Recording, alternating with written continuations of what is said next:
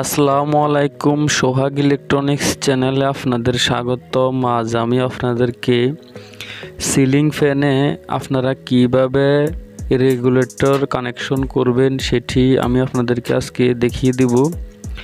তো দেখতে পাচ্ছেন আমি সিলিং ফ্যান নিয়েছি, এই দেখুন আমি রেগুলেটর নিয়েছি, সুইচ সহকারে রেগুলেটরটি আছে।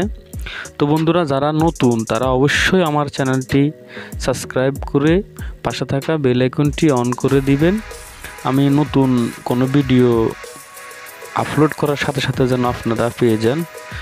তো ঠিক আছে বন্ধুরা, দেখুন আমি রেগুলেটরটি নিয়েছি।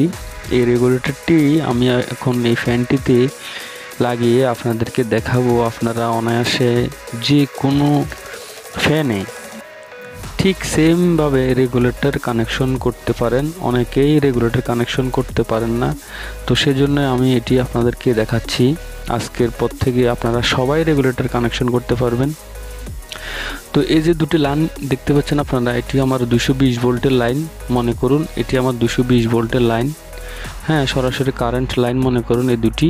তো এখন একটি ফেজ একটি নিউট্রাল। তো আমি ফেজ লাইনটি দেখতে পাচ্ছেন আপনারা সুইচে কানেকশন করে নিচ্ছি। তো আপনারা প্রথমে সুইচে এই ফেজ লাইনটি কানেকশন করে নেবেন, সুইচের নিচের লেয়ারে কানেকশন করে রাখবেন।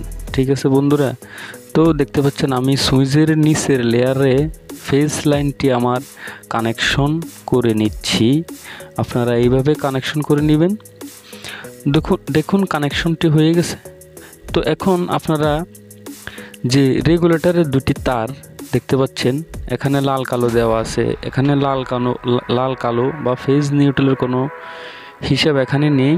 আপনারা যে কোনো একটি লাইন, হ্যাঁ এটি সুইচের অপর যে লেগটি আছে, হ্যাঁ ওই লেগটিতে কানেকশন করে নেবেন। এটি লাল কানেকশন করে নিলেও হবে, কালো কানেকশন করে নিলেও হবে। ঠিক আছে বন্ধুরা, আমি কালো লেগটি কানেকশন করে নিচ্ছি। এর কারণ হচ্ছে আমি আপনাদেরকে দেখাবো এখন এটি কালো লাইন দিয়ে রেগুলেটরে ভোল্টেজ প্রবেশ করবে যখন আমি সুইচটি দিব। তো ঠিক আছে বন্ধুরা, আমি এখন এই তার দুটি নিচ্ছি, ফ্যানের তার দুটি।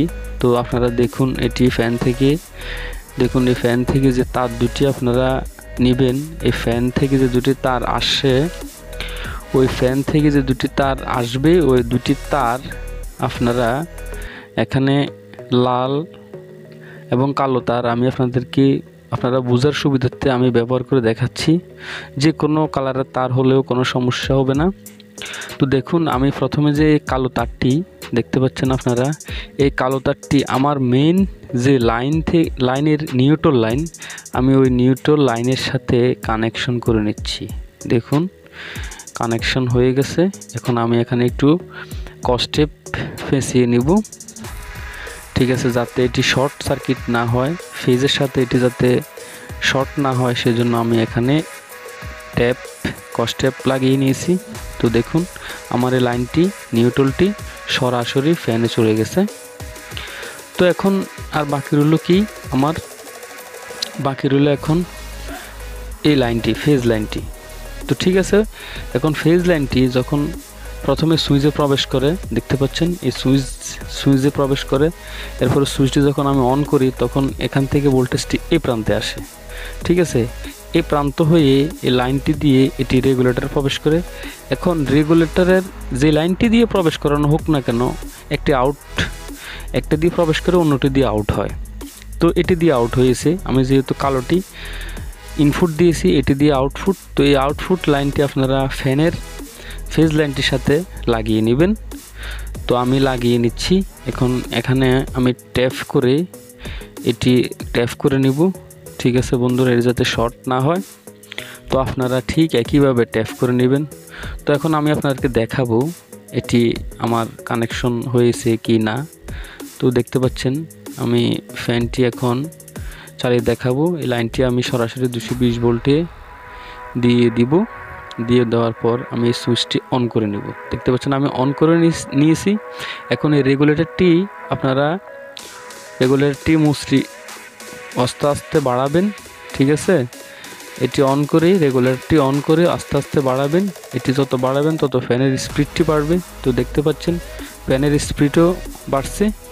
তো অবশ্যই আপনারা ভিডিওটি ভালো লাগলে লাইক করবেন, শেয়ার করবেন এবং সব সময় সোহাগ ইলেকট্রনিক্সের সাথেই থাকবেন। ধন্যবাদ।